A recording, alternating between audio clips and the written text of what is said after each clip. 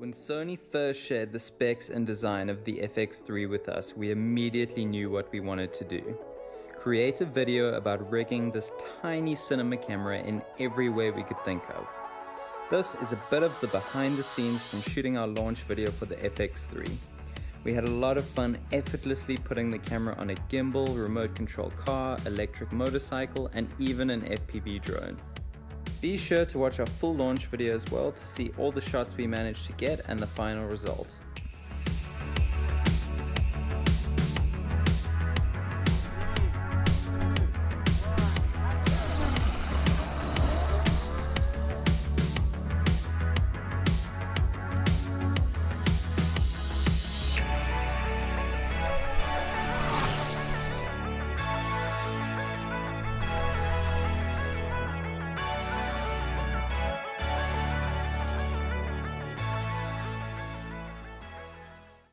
Welcome to another Sony Alpha Universe live stream, today featuring my favorite compact cinema camera, the Sony FX3.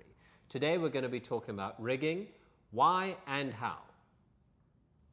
Thank you to Skyhook for lending us their studio space and all of these incredible rigs to play around with.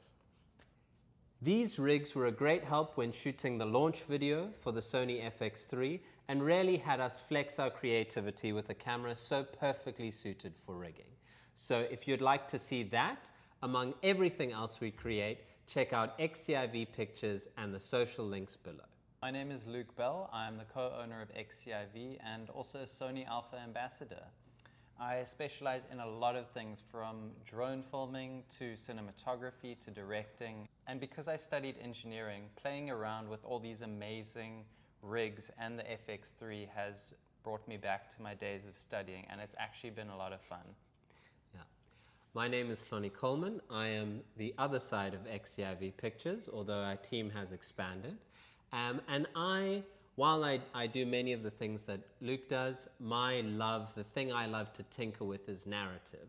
And when you think about rigs, that doesn't really come to the front of your mind, but there are stories we can tell, there are shots we can do that you could never do without rigs like these. And also with the advent of compact cinema cameras, now you can put your camera in places that enable you to tell completely different narratives.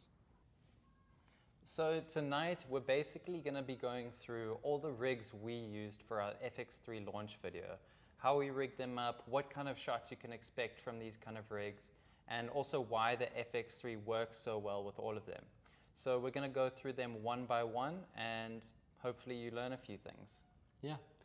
And we're also generally going to go over why you might want to rig your camera. You don't necessarily need to have this array of toys in front of you or at your disposal.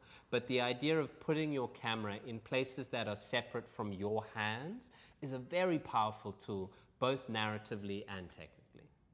If you have any questions about these rigs or anything we've said in the live stream, we're going to have a Q&A at the end, so please drop those questions as soon as you have them below. Now, when the Sony FX3 was first announced, there were a lot of exciting features, but for me personally, the thing I immediately gravitated towards were the multiple hard mounting points. I'm probably the person who creates problems in our relationships because I'm wanting to put cameras places they shouldn't, but I knew that with the multiple hard mounting points on all sides of the camera, I could ask Luke to put the camera places I could never have done before, and I knew that they would be secure there. So when I held the FX3 in my hands for the first time, the first thing I thought was that it is a beefy, strong camera. And that's really important when you're putting it on these crazy rigs, especially like a drone where they do sometimes crash, and you want to know that your camera is most likely actually not going to break if it crashes. And that's something that's really cool about the FX3 is you can fold the screen inwards, it's got this hard body all around it, and it just makes you feel a lot more confident in where you're putting it. And it's just one less thing to think about is, will the camera be fine if it crashes or if a rig falls over? And that's something that we're not actually that used to with the cameras we normally use. Trying the best not to fall off my chair. The first rig we used for the Sony FX3 launch video was a gimbal, and it's probably the rig you are most likely to have at home. I love gimbals because they're accessible. You only need one person to use them, and they're relatively inexpensive. So when you're getting into this whole world of rigging, a gimbal is probably going to be your first stop. And if you get a good gimbal, you'll probably be able to use it on the rest of your rigs as you expand your arsenal. So the reason the FX3 works really well with the gimbal is obviously you've got the main mounting point on the bottom, but the addition of all these screws around here mean that you actually don't need to have it in a cage when you're shooting video with it. And basically what that's going to do is let you have a smaller and lighter setup, which is always a good thing, especially if you've worked with a gimbal for a whole day, because it can get painful. Yeah. I think what's unique about the gimbal in all the rigs we're going to talk about is it's the rig you're going to have to carry yourself, right? Riding the bike is physically intensive. Flying the drone, I'm sure, is emotionally intensive. But yeah, having a light camera in your ecosystem means that you'll be able to go that much further. It means that you will be at full strength when that great moment happens, when you have to get the shot, right? Exactly. The shots we got on the gimbal that you wouldn't really be able to get otherwise were, number one, the tracking shots of our main cast. I was able to run after him full speed while he was riding on the bike, and even though I got a bit tired and had to stop, I still got a really smooth shot, which you can't get the same by doing it handheld. Yeah. And I think the thing with a gimbal is you probably could get it handheld, but you couldn't get it 6 takes in a row. Right? Yeah, there's no repeatability. Yeah, really. And that's the thing, is that as much as you might have the ability to get a shot, a lot of these rigs are about making the effort to get that shot sustainable, right? So that when cast is performing, when the moment happens, you get it. And you're not thinking about, were my hands shaking because I've been shooting for the last 2 hours straight, right? Or was it bumpy because I'm literally running after a bicycle right now? Yeah, exactly. So in our short film, you will see that I basically stopped running after him because I got tired. And that's where you bring in other machines that have different forms of energy and are going to be more reliable and less tired. So that's when we brought in the remote control buggy, which is, number one, a lot faster than a person, number two, a lot more stable in a lot of ways, and number three, it's a lot more maneuverable. It's going to be able to do quick movements and turns that you can't really do as a person. Yeah, and at speeds that you can't do it as a person, it's right? a lot faster. Yeah, I mean, the title of our short film is Can You Keep Up, right? And it's a play on the fact that, like, as creators, we're having trouble utilizing all the new features that Sony keeps throwing at us. But also it's the fact that this camera allows you to shoot whatever, right? And chase after them. And the great thing about using the FX3 in this rig was, number one, it's really easy to rig to the Movi because you've got mounting points on top and the bottom, so you can actually put the plates on the top and bottom without a cage. And that also means it's going to be a lot lighter of a rig. So it's easier for the Movi to shoot, and when you're doing those high speed turns and stuff, the gimbal's going to be more stable. Yeah. And you've also got a lighter rig overall, and it's actually something to take note of when you're using a remote control car like this is if you turn too fast and it's too top heavy, it can actually topple over. So all of these things make basically using the FX3 on set, meaning you can have a smaller set, you can have easier to use tools, fewer people. It just simplifies everything basically. Yeah, I mean, this is a relatively complex rig. I think that, like, having an engineering background, you were able to wrangle this, but there are simplicities gained by using a smaller camera. From a why use this rig perspective, I think the thing I love about rigs is you start moving away from the language of, like, what can a human being shoot, right? I think that if you've got a camera in a person's hand, that's a very specific language, and it normally lines up with, like, what can you physically see as a human being. So the shots you're able to give your audience are limited to, like, the human experience, right? But when you start working with buggies, and I love the bike, we're going to get to that, but you've never been able to sustain run after a mountain biker, right, as he goes on this journey. And this would be great for a car ad where you can go from chasing a car at full speed, be tight on its wheels, and then slowly pull back and move around it, right? And for me, like, that's what's at the core of rigs. That's what makes rigs so exciting, is getting away from shots centered in the human perspective. And one of the best things about a rig like this is you actually have two operators. You've got one person controlling the RC car and then another person purely focused on the gimbal and that movement of where the camera is pointing, which opens up a lot more opportunities for better shots to get, which is a really nice bonus of this rig. Yeah, and just ensuring that every time you get the shot. Yeah, right? Yeah, exactly. Yeah. There are, like, again, not everybody has access to these toys, but there are reasons you use them. You could, we in the past have, I've been hanging half body out of a car with a gimbal in my hand, right? Trying to achieve the same perspective. But yeah, rigs are here for a reason. Safety, mainly. Yeah. Now, next is the rig too big to share its frame with us. It has a huge ego, but rightfully so, because it was my favorite rig on the day, and that's the stabilizing arm on the e-bike. Now, the thing I love about this rig is it really, it surpassed like human ability, right? In the fact that we could just let our mountain biker go, full speed, let him have fun, let him do his thing, and not worry about the camera being left behind, right? Because the camera was on a rig that was able to keep up. Yeah, so the beautiful thing about this rig is that it's actually electric. So it's not going to create excessive motorcycle noise, but it just gives you so much more opportunity to get better shots and have each person focus on their individual job.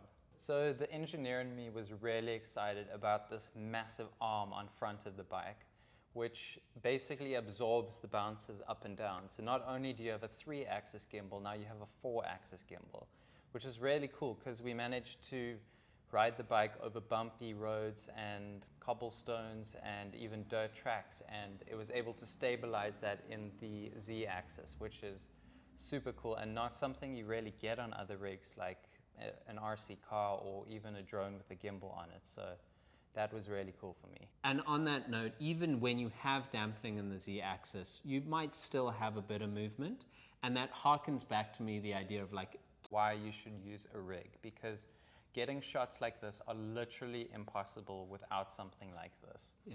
And it opens up a whole new realm of creativity to have a camera with this high quality of an image and this size to be able to put it on an FPV drone is crazy.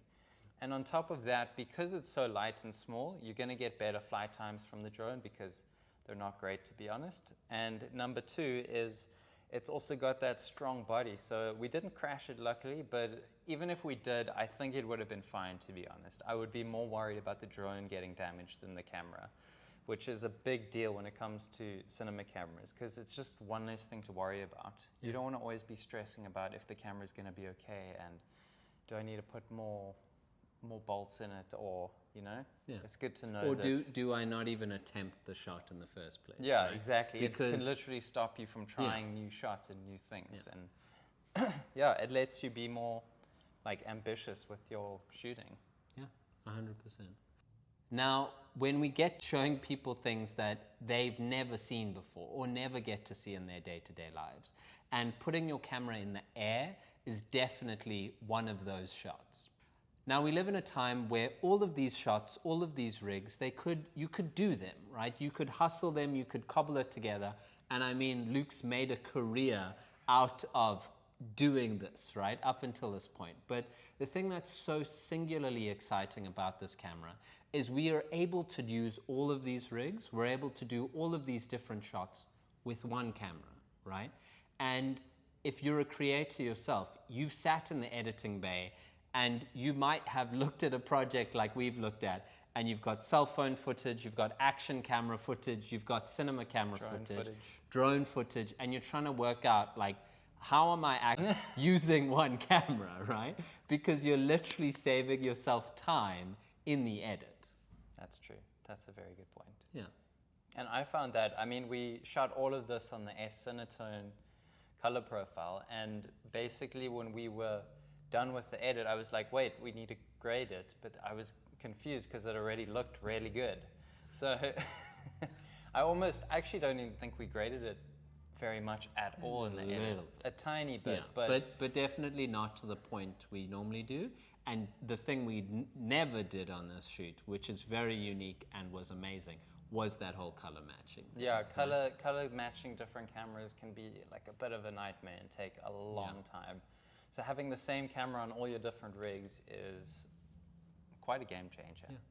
I think something that's really important to hit on with this is that at our core identity, we are a small team, right? These are rigs that are traditionally found in the film industry because the cameras you put on them require a lot of hand-holding, right? There are cameras you could previously put on this Buggy. There are cameras you could even previously put on this FPV drone, right? But the infrastructure you needed to do that, none of them had good autofocus. None of them necessarily had good low light capability. So when you decided to use these rigs, it was a decision to, okay, we've hired 6 more people on set, right? And that's kind of what has shaped our careers, is the fact that our camera does the heavy lifting. Our camera has consistent autofocus that we can trust even when it's literally flying through the air chasing a cyclist.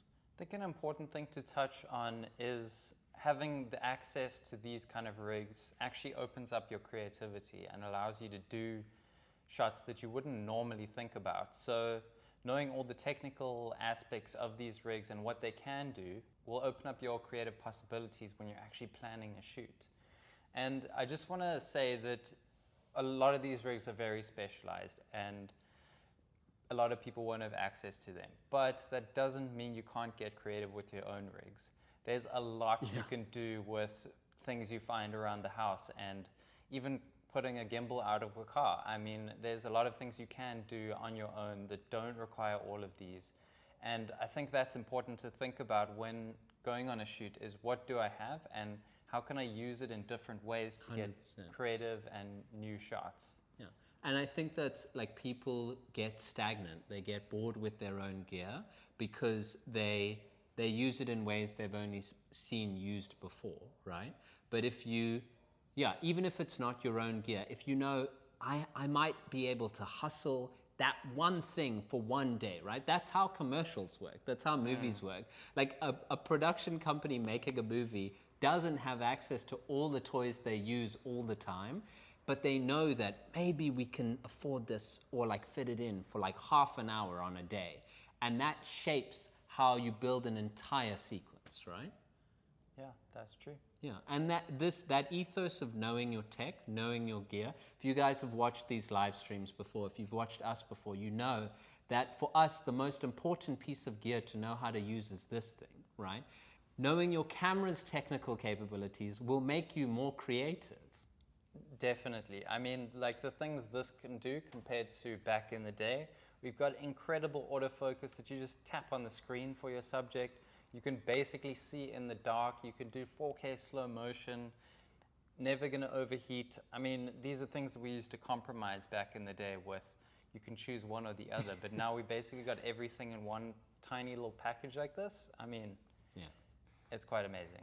I mean, only in an environment where Sony is iterating so fast can 26-year-olds use the phrase back in the day, right? What we really mean is like 3 years ago. Or even like a year ago. Yeah. Back before 4K 120 was just a thing I had access to all the time, right? Yeah, and that's ridiculous. It was a pipe dream. Yeah, like, I mean, it's a feature that, like we've seen it in other Sony cameras, but the idea of having access to it in a cinema camera, that's almost the linchpin of us using all of these rigs, right?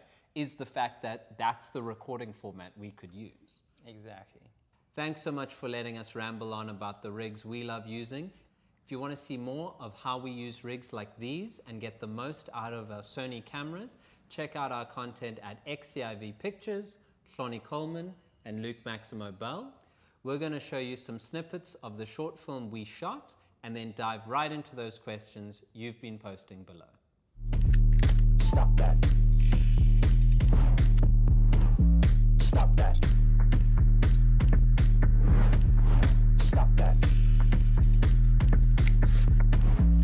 Stop that. I hear him chat to the noise, move too quick, can't stop for the talking. I hear him chat with the boys, man's so tough, but man's keep walking. Just too sharp with the prize, white girls gotta tell me I'm awesome, yeah. Hot like fire on the pan, if you wanna touch man, please use caution. Cold like 0 degrees. I'm out the cage, gotta let out the beast. Revolutionary, gotta let out the streets. Locked in a cage, I'ma let out the. Wake up, get out the sheets. We came for one man, forget my peace. You take the west, I take on the east. I'ma put him in the cage, never let out the. I hear him chat to the noise, move too quick, can't stop for the talking. I hear him chat with the boys, man's so tough, but man's keep walking, yeah. Just too sharp with the prize, white girls better tell me I'm awesome, yeah. Hot like fire on the pan, if you wanna touch man, please use caution. Beg, please get on your knees. Came from the jungle, up in the trees. I got a few tricks up in the sleeve. One wrong move, I'ma let out the. Big shoes, check out the crease. Blow like I'm Bigfoot, step on the beat. Make a man's run till he step out the cleats. When the whole place scream, gotta get out the. Yeah, I hear him chat to the noise, move too quick, can't stop for the talking. I hear him chat with the boys, man's so tough, but man's keep walking, yeah. Just too sharp with the prize, white girls better tell me I'm awesome, yeah. Hot like fire on the pan, if you wanna touch man, please use caution. Stop that. Stop that. Stop that. Have Luke jump in. What questions did you like?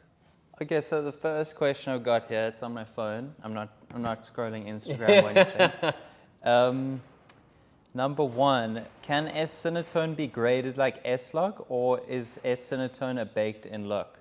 That's a good question. It can't be graded like S-Log. It is definitely more baked in.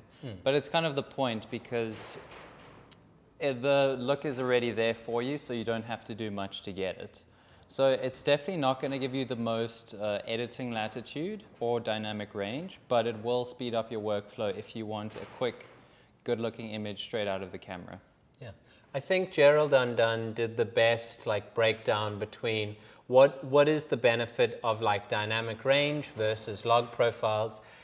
What used to be our standard before moving over to cameras in the cinema line was HLG2. And I think that's a really good comparison of, that was a halfway point for us of this looks good and we have some creative freedom. I think that's, I would disagree with you a little bit in the fact that even though S-Cinetone definitely has a look to it, if you're coming from the previous generations of camera, you still have more than 10 stops of dynamic range, right? You still have the ability to pull your shadows back, pull your highlights. There's a lot of correction and stylistic expression, even if you are using Cinetone. That's true, yeah, for sure. Okay, I think, okay. Is it difficult to make the move to Sony from another camera, or are they user-friendly? So I would say it's probably quite a lot easier to switch to Sony, especially with their new menu system.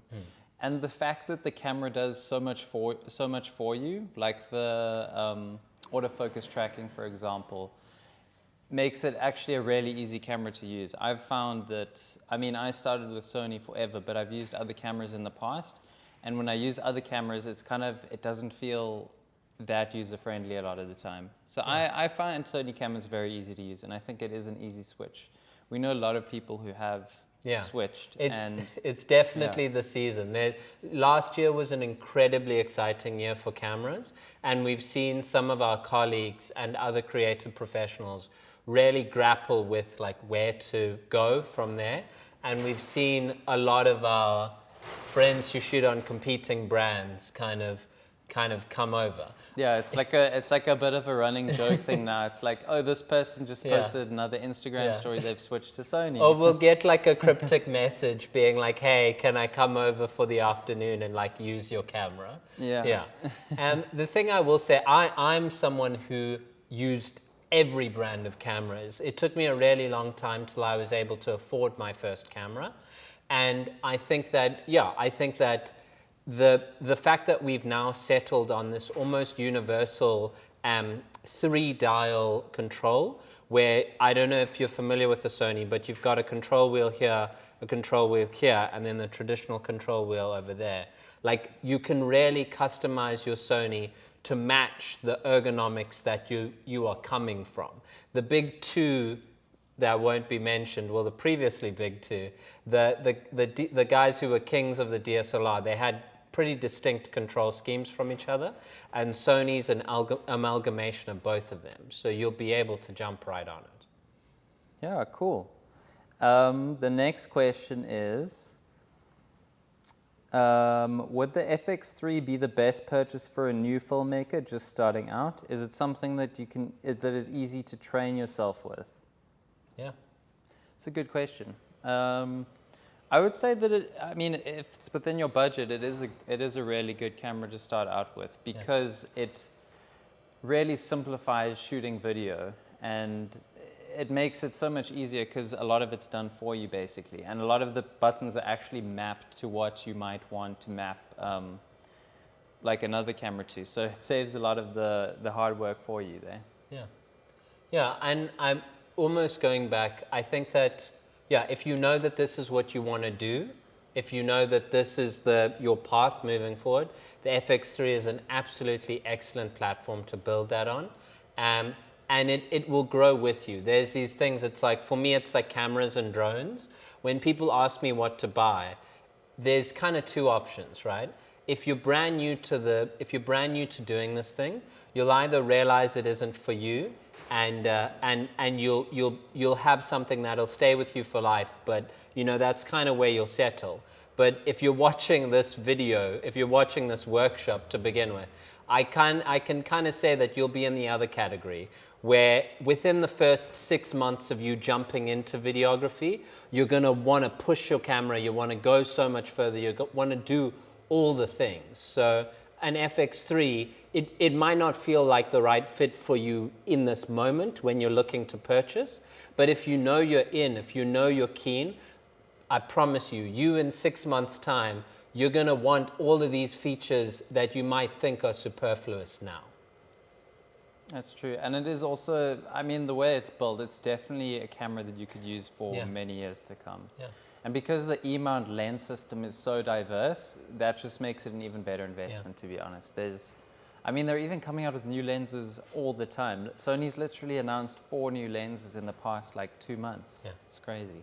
And what the FX3 will actually, I didn't think about this. If you own an FX3, you are the perfect companion to a larger production, right? So if you're going in and you're shooting behind the scenes or you're shooting content with an A camera team that's got an FX6 or an FX9 or a Venice, you are the person to hire. We have started now getting hired for jobs because they know what's in our arsenal and they know it's going to match what the bigger team is using.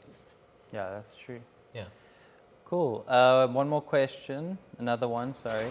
Did you use AF with the FPV shots? If not, would you test it with the FX3? So that one we actually didn't use autofocus for those shots. Although I think you could, but we were using the 12 to 24 2.8 on 12 millimeters. And because a drone is normally pretty far away from your subject, if you set it at infinity, I think we were on F12 or something, it's never going to lose focus. But I think that would be quite a fun test even if you put a 24 or something on there, and actually saw if you got a bit of depth of field in an FPV drone shot, that could be really cool. Yeah. Because a lot of the other the other cameras that people put on FPV drones, the big ones, they don't have autofocus at all, which is one of the unique things about the FX3. So that would be, it's actually quite a cool idea. I think we could do it for a video. That's a really good idea. I'm keen to actually try that. Real-time object tracking on an FPV drone. Yeah. That would be crazy. Yeah. I think you could do it though. Yeah. Well, thank you very much for the video suggestions. Yeah. Cool.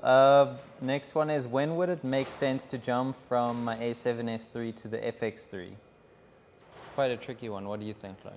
I think the A7S III, it's not in the cinema line, right? It's a hybrid camera, and it really depends on what your workflow is, right? I think the thing that separates them for me is the FX3 in its DNA is designed to be at the center of a production, right? So when you're starting to build a team out, or when you're starting to, yeah, it's kind of this like sole shooter. So what'll probably happen is I don't think it's a direct switch. I don't think that it's one or the other. I think, and we ourselves are experiencing this. We have Sony A7S IIIs, and they are now kind of moving to the periphery of our production. They are now like B and C camera. And then when we're rigging something, when the camera is built for the day, that's going to be where our FX3 is. And also, like, it's for these rigs. Like, there are fantastic benefits, and I'm very sneakily suspicious of the fact that the mode dial on the FX3 is a button. So and there's a built-in zoom button there. So You love your power zoom. yeah, I mean, I'm not challenging Sony, but I highly suspect that the FX3 within the year is going to be this like fully digitally controllable center of a production, where when we put it on a rig, if we have external control, we'll be able to change all the modes, zoom those lenses. Like it's built for the center of production. Like on the drone as well. On like the a drone. normal cinematic drone, not an FPV. Yeah, where that's control we don't necessarily have right now. Yeah. Yeah, somebody said, what a great video. Thank you for that. Not a question, but that's okay. Yeah. Some other questions I got, which I know you'll be very keen to answer. People ask what are your favorite rigs right now, but I'm going to make it a bit more relatable. What are your favorite gimbals right now? Multiple gimbals. Ooh. Oh no, gimbal. Gimbal. What's okay? Let me rephrase this. Sorry to paraphrase you. What is your most commonly used rig? Like, what's the thing you reach for day to day? Yeah. So, just from a versatility standpoint, it has to be a gimbal. Yeah. Like, the thing is with the gimbal, it's like the jack of all trades, but a master of none. You can do basically any shot with it, but it won't give you that like speed that you can get from this. It won't give you the precision that you get from a slider. It won't give you that aerial perspective you get from a drone. Unless you put it on a giant pole. No. There's people that can fly in this watching this live stream. Yeah, I've heard rumors, yeah. But yeah, it's when I do a big trip, I basically always have the camera on a gimbal. Yeah. It's a bit of a crutch, but it also means that I know what I'm going to get. I'm never worried about, oh, I've got to actually run after this thing now. Is it going to be too shaky if it's handheld? So for me, my favorite one is a gimbal, and it's the one I would recommend your first rig being, to be honest, over a slider, a Steadicam, anything like that. I would go for a gimbal, 100%. Yeah. And I think that if you've already gone into that category and you're thinking like, what's the next piece of gear I want to augment my production with? Gimbal, 100%, but something that has honestly changed, like in so many surprising ways, the way we work now. I think having a robust wireless video infrastructure on your set, literally, even if it's just two of you, having a way to wirelessly monitor what the other guy is shooting will completely change your like whole creative loop, where now like I can be shooting with a gimbal and Luke can be shooting with a gimbal, and we can just be, whoever's shooting is just focused on the technicalities. And then if it's literally just two of us, he can be running full sprint after a cyclist and I can be monitoring that performance in the moment. And I think that like these are all great things, but they're there to further the story. So if you add wireless video there, it's about showing client, it's about showing cast, like what they're actually doing, right? If you've rigged the camera somewhere weird. Yeah, wireless video for me is, yeah, maybe even like the second step after a gimbal. Because there's a lot of gimbals that have that infrastructure like built in now, where you can like monitor even on your phone and stuff. Yeah, it's super cool. Is that why we have so many wires? Yeah, now HDMI? I think in We've got the like studio four or right now five. we have like 5 wireless monitoring solutions. Yeah. It's too many. Yeah, I have trust issues. I have lots of trust issues. Yeah. Cool. Another question is just asking about the differences between they said FX9 and FX6, but I think it must have meant the FX6 and 3. Well, if you don't feel as if you can speak to the entire line. I can't. We've only gotten our hands on the 3 and the 6. Yeah, I haven't used the 9. Yeah. So the major difference between them is obviously going to be the size and the weight. But in saying that, you get basically all the same recording modes in the FX3, which is what's super cool about it. But the things you will be giving up on are, number one is the electronic variable ND.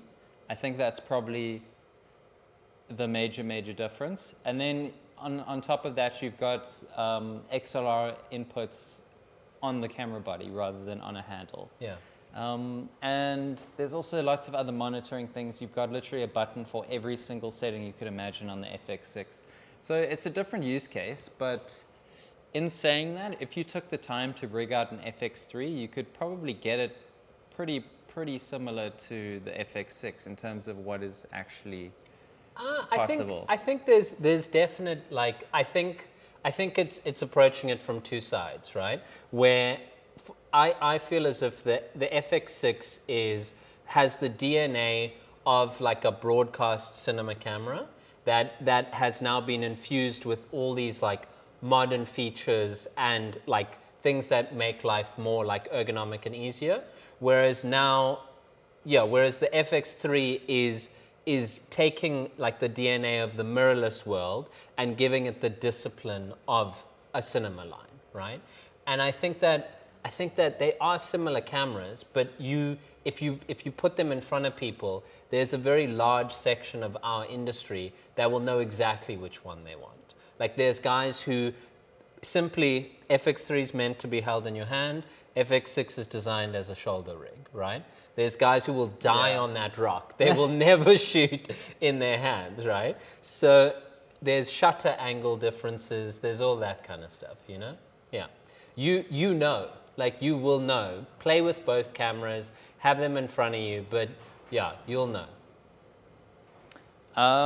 Yeah, just another comment. Somebody really liked the wire mounts on the car. That's quite cool, actually. These are basically just shock absorbers. So there's quite a lot of vibrations in motors and stuff. So it actually reduces those vibrations in between the car and the plate so that you don't get those wobbles in your camera. Yeah. Just a fun little thing. I would say if you're looking to play with these rigs, make it someone else's problem. Like make sure that if it's these kind of guys, make sure you have a team that is like completely knowledgeable. I've completely lucked out in the fact that like my business partner is both a better videographer than me and an engineer, right? But yeah, I think that the barrier to entry of playing with these guys is not that you have to be an engineer. Like they come with a team, they come with people who are excited about this stuff as well. Yeah, yeah. And also like rarely, there are production companies near you, there are gear houses near you, I guarantee it, that have this stuff sitting around, right? All of this stuff is only ever used for a morning on an advert because that's the use case, right? So it's a hyper specialized use case. So if you want to get access to the stuff, if you want to play with it, propose doing something similar to the launch video we did and like go learn where this would sit in your creative freedom so that you've played with it, you know how to use it in a narrative, and when you have a job coming up that you might want to add this, you've already used it and you know how to wield it already. Yeah. This was so much fun. Like using it and seeing it in motion, it just wrote stories in my mind. Yeah, it is a lot of fun. Yeah. Yeah. I think that knowing your camera is one thing. Having such amazing cameras, we're really lucky to be living in the time we are because it keeps on pushing us. I see a new feature on the press release and I'm like, oh, I can now tell this story differently, right? Because we have that extra ability. And the second you start adding, essentially what this is you've added the dimension, you've added movement dimensions to your storytelling ability, and movement dimensions unbound by like your physical ability. And for me, that's what rigs are about, is just telling stories that are more than like what humans can shoot. And that really excites me. True. Yeah. Let's do one more check-in on the questions. Again, and Luke iterated it in the video. What do you do if you don't have access to rigs like this? Make them. Make them, make them, make them. It's what we've done most of our lives. Give us, while I'm checking the stories, give us your favorite homemade rig. I mean, dude used to build drones. I mean, Sony can say that, but it's a bit of a pain, to be honest. Like, the first homemade rigs I built was actually a gimbal. And it's hard. It's hard. But it's fun at the same time. You'll learn a lot about it. I know way too deeply how gimbals work, which has actually come in handy when they're malfunctioning or need a tune or something like that. So it does help, and it is a lot of fun, and it'll make you enjoy filmmaking more, which is really cool. I think that might actually be why I got into it in the first place. Filmmaking.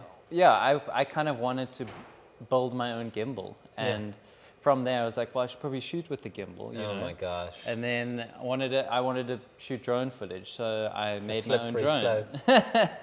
And then I realized, oh, there wasn't great drone footage, so I might as well shoot some. It was more like the rigs actually got me into filmmaking, now that I think about it, than the actual idea of filmmaking. Yeah. So Luke's career has come dangerously close to full circle, I think. Yeah. What am I going to do after this? Yeah. But absolute, I think we're going to start wrapping it up here. Absolute huge thank you to Sony Alpha. The fact that we not only get to play with this gear, but we're working with a brand that is so dedicated to talking about this gear and like getting excited about this gear, not just the rigs, the cameras. Look through the rest of Sony Alpha universe. There's so many cool videos and creative resources created by creators that I respect immensely.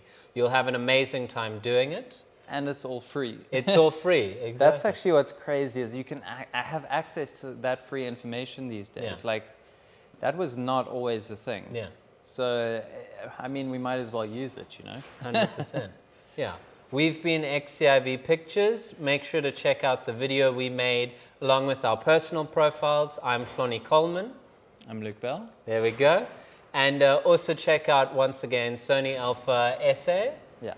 On Instagram, and find out when the next talks are, when we'll next show our faces, and what other talks are coming up next. I think we've got landscape photography, we've got business advice. Yeah, we've got some very cool seminars. Yeah. Perfect. And if there's questions we didn't get to, and if there's anything else you want to know, please feel free to reach out to us on Instagram. We're very happy to give advice. Apparently, we professionally lend our cameras out for an afternoon when people try to decide whether they're going to buy an FX3 or an A7S III. But we're happy to do it. So slide into those DMs and tell me if you can fly. Thanks for joining us.